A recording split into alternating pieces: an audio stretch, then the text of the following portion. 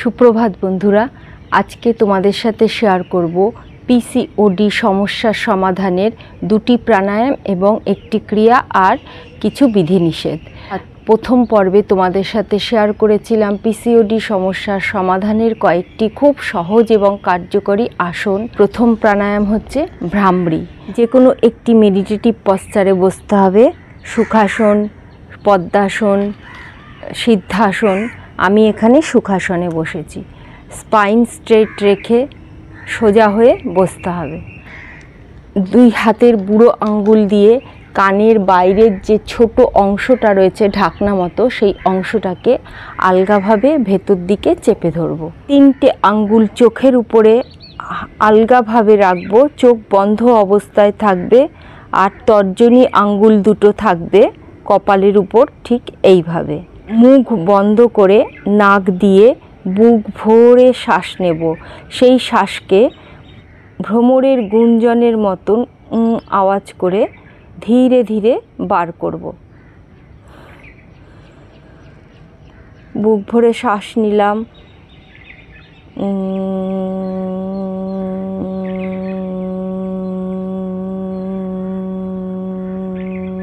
নাক দিয়ে শ্বাস ধীরে ধীরে ছাড়তে হবে। 10 বার অভ্যাস করতে হবে। শ্বাস নেওয়া এবং ছাড়া মিলে হবে একবার।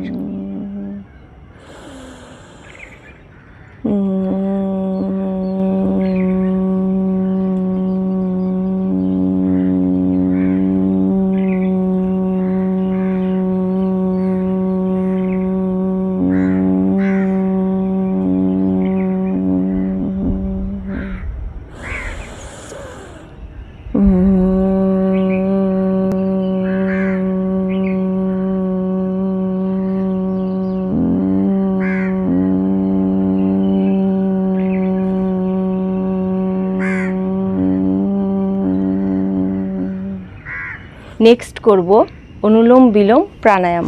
তার জন্য কি করব, এক্ষেত্রেও যে কোনো একটি মেডিটেটিভ পশ্চারে বসবো। আমি এখানে সুখাসনে বসেছি। তোমরা ইচ্ছে করলে পদ্মাসন, সিদ্ধাসনেও বসে অভ্যাস করতে পারো। স্পাইন স্ট্রেট রাখতে হবে। বাঁ হাতের আঙ্গুল জ্ঞানমুদ্রায় রাখতে হবে, অর্থাৎ তর্জনী এবং বৃদ্ধাঙ্গুষ্ঠির মাথা এভাবে এক থাকবে, আর বাকি আঙ্গুলগুলো থাকবে একদম সোজা অবস্থায়, ঠিক এইভাবে। এভাবে বাঁ হাত হাঁটুর উপর রাখতে হবে, আর ডান হাতের আঙ্গুল থাকবে বিষ্ণু মুদ্রায়। তর্জনী মধ্যমা থাকবে গুটোনো অবস্থায়, আর রিং ফিঙ্গার আর কনিষ্ঠ আঙ্গুল থাকবে সোজা, আর বৃদ্ধাঙ্গুষ্ঠিও থাকবে এইভাবে সোজা। এই মুদ্রাটার নাম হচ্ছে বিষ্ণু মুদ্রা। বিষ্ণু মুদ্রা অভ্যাসের সময় শ্বাস প্রশ্বাসের প্রতি মনোনিবেশ করতে হবে। ডান নাক বৃদ্ধাঙ্গুষ্ঠি দিয়ে বন্ধ করব। বন্ধ করে বাঁ নাক দিয়ে ধীরে ধীরে বুক ভরে শ্বাস নেব।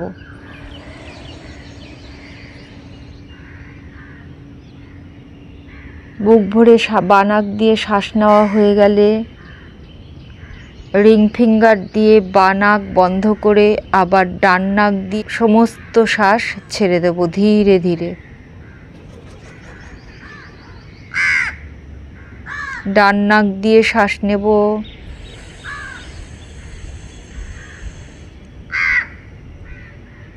ডান নাক বন্ধ করে বাঁ নাক দিয়ে সমস্ত শ্বাস ছেড়ে দেব।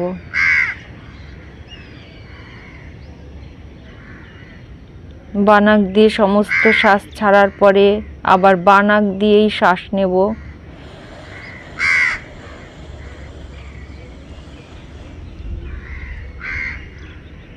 বাঁ নাক চেপে ডান নাক দিয়ে সমস্ত শ্বাস বের করে দেব।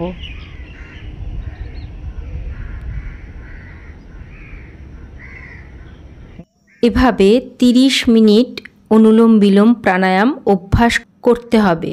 প্রথম অবস্থায় সাধ্য অনুসারে অভ্যাস করতে হবে, তারপরে ধীরে ধীরে অভ্যাস বাড়িয়ে 30 মিনিট করতে হবে। অভ্যাস করার সময় লক্ষ্য রাখতে হবে শ্বাস নেওয়া ও ছাড়ার সময় যেন কোনো শব্দ না হয়। সব সময় শুরু হবে বাঁ নাকে শ্বাস নিয়ে এবং শেষ হবে বাঁ নাকে শ্বাস ছেড়ে। অনুলোম বিলোম প্রাণায়াম অভ্যাস করলে শরীরে প্রচুর পরিমাণে অক্সিজেন সরবরাহ হয়। শরীরে অক্সিজেন সরবরাহ বৃদ্ধি পেলে পিসিওডির ক্ষেত্রে ওভারিতে যে সিস্ট হয় সেই সিস্টগুলো বৃদ্ধি পায় না, উপরন্তু সিস্টগুলো আস্তে আস্তে ছোট হতে থাকে। পিসিওডির সমস্যা থেকে মুক্তি পাবার জন্য আমাদের ডায়েটেও বিশেষ নজর দেওয়া উচিত। মিষ্টি বা মিষ্টিজাত দ্রব্য, প্রসেসড ফুড, ফাস্ট ফুড এগুলো একেবারেই ত্যাগ করতে হবে। কোল্ড ড্রিঙ্কস, তার বদলে খেতে হবে ফ্রেশ ভেজিটেবলস, বিশেষ করে সবুজ ভেজিটেবলস। ফ্রুটসের মধ্যে আপেল, কলা, কমলা লেবু, আঙ্গুর এগুলো খাওয়া খুব ভালো।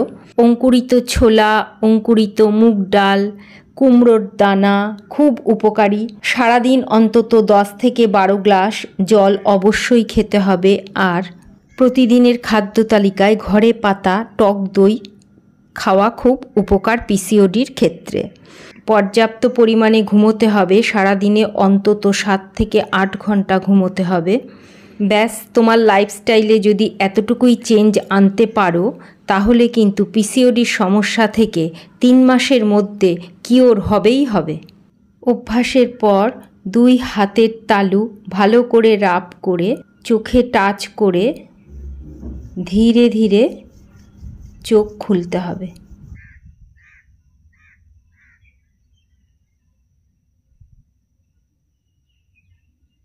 নেক্সট করব কপালভাতি ক্রিয়া। তার জন্য একটি মেডিটেটিভ পশ্চারে বসে নিলাম। মেরুদণ্ড থাকবে একদম সোজা হয়ে বসতে হবে। প্রাণায়াম করতে গেলে কিন্তু সবসময় সোজা হয়ে বসতে হবে। সোজা হয়ে মেরুদণ্ড বেঁকিয়ে যদি বসি তাহলে কিন্তু কোনো উপকার পাওয়া যাবে না। স্পাইন স্ট্রেট সোজা হয়ে যে কোনো একটি মেডিটেটিভ পশ্চারে বসবো। 2 হাতের আঙ্গুল জ্ঞানমুদ্রায় এভাবে হাঁটুর উপর রাখতে হবে। রেখে শ্বাস খালি বাইরে থ্রো করব। শ্বাস ইচ্ছাকৃতভাবে নেব না। শ্বাস বাইরে বের করার পরে যতটা শ্বাস নিজের থেকে ঢুকবে, ভেতরে ঢুকবে, আবার সেই ততটুকু শ্বাসকেই আবার থ্রো করে বাইরে বের করে দেব। ঠিক এইভাবে চোখ বন্ধ করে স্পাইন স্ট্রেট করে হাত জ্ঞানমুদ্রায় 2 হাঁটুর উপর রেখে মেডিটেটিভ পশ্চারে বসতে হবে। তারপরে